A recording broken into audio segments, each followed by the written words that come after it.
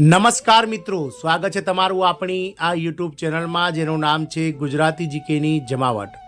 તો મિત્રો, હાલમાં જે રીતે મિત્રો સંસદમાં, લોકસભામાં અને રાજ્યસભામાં બજેટ સત્રનો બીજો ફેઝ ચાલી રહ્યો છે, જે આગામી 28 ફેબ્રુઆરી સુધી ચાલવાનો છે। તેમાં મિત્રો સરકારી કર્મચારીઓના નિવૃત્તિ વય મર્યાદાને લઈ અને અતિ મહત્વનો જે છે તે ન્યૂઝ હાલમાં સંસદમાંથી સાંપડ્યા છે। આપ સૌને જણાવી દઈએ કે છેલ્લા કેટલાય સમયથી જે કેન્દ્ર સરકારના કર્મચારીઓની નિવૃત્તિ વય 60 વર્ષ છે તેને 2 વર્ષ વધારીને 62 વર્ષ કરવાને લઈને અટકળો ચાલી રહી છે। મિત્રો, આ પ્રશ્નના જવાબમાં રાજ્યસભામાંથી અને લોકસભામાંથી અતિ મહત્વના ન્યૂઝ આપણને પ્રાપ્ત થયા છે, જેમાં નિવૃત્તિ વય મર્યાદાને લઈ અને કેન્દ્રીય કર્મચારીઓની આ ફેરફારમાં સરકાર દ્વારા જે છે તે મિત્રો આ નિવૃત્તિ વયમાં ફેરફારને લઈ અને લેખિતમાં જવાબ સંસદમાંથી આપવામાં આવે છે। જાણીએ વિડીયોમાં વિગતવાર કે કયા મંત્રી દ્વારા નિવૃત્તિ વય મર્યાદાને લઈ અને મિત્રો જે છે તે સંસદમાંથી ન્યૂઝ સાંભળવામાં આવે છે તેને લઈને વિડીયોમાં વિગતવાર ચર્ચા કરીએ। તો વિડીયોના અંત સુધી આપ બન્યા રહો અને જો ચેનલમાં આપ નવા હોય તો અમારી ચેનલને તમે લાઇક શેર સબસ્ક્રાઇબ કરી બાજુમાં રહેલું બેલ આઇકોન દબાવવાનું ભૂલશો નહીં, જેથી કરીને ચેનલ પર મૂકવામાં આવતા આવા 8મા પગાર પંચ તેમજ સરકારી કર્મચારી પેન્શનર્સ યોજનાઓને લગતા ન્યૂઝ તમને અમારી ચેનલ પરથી સરળતાથી ઉપલબ્ધ થઈ જાય। તો કેન્દ્રીય કર્મચારીઓની નિવૃત્તિ વય મર્યાદામાં જે 2 વર્ષનો ફેરફાર કરવા અંગેને લઈ અને સરકારે લેખિત જવાબ આપ્યો છે। નિવૃત્તિ એ કોઈપણ કર્મચારી માટે ખુશીનો પ્રસંગ છે। આ દિવસે કર્મચારીઓ પાર્ટી પણ કરે છે। તે જ સમયે કેન્દ્રીય કર્મચારીઓની નિવૃત્તિ વય મર્યાદા વધારવા માંગે ઘણીવાર વિવાદો પણ થયા છે। કેટલાક કર્મચારીઓની નિવૃત્તિ વય વધારવા માંગે છે, જ્યારે કેટલાક નિવૃત્તિ વય ઘટાડવાની હિમાયત કરે છે।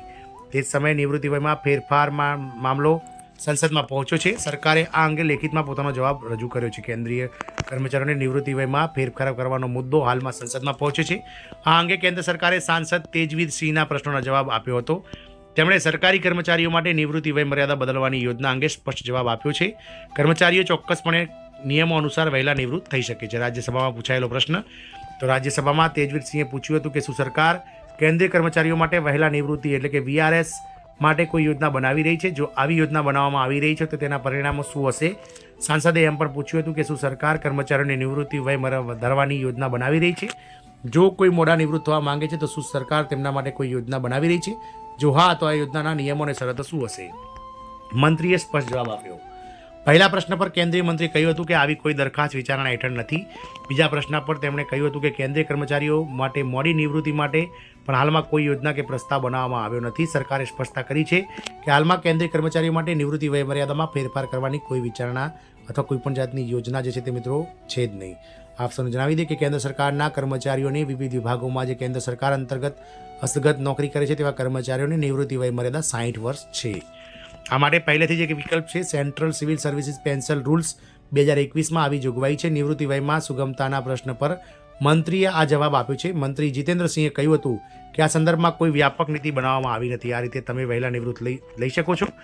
જો કોઈ વ્યક્તિ વહેલા નિવૃત્તિ લેવા માંગે છે તો સરકાર તેના માટે વહેલા નિવૃત્તિ માટે નિયમો બનાવી દીધા છે, એટલે કે VRSનો લાભ તેમને મળી રહે છે। વહેલા નિવૃત્તિ લેવા માટે કર્મચારીઓએ ચોક્કસ નિયમોનું પાલન કરવું પડશે। તે વિવિધ કારણોસર લેવામાં આવી શકે છે। આનું કારણ સ્વાસ્થ્ય હોઈ શકે છે।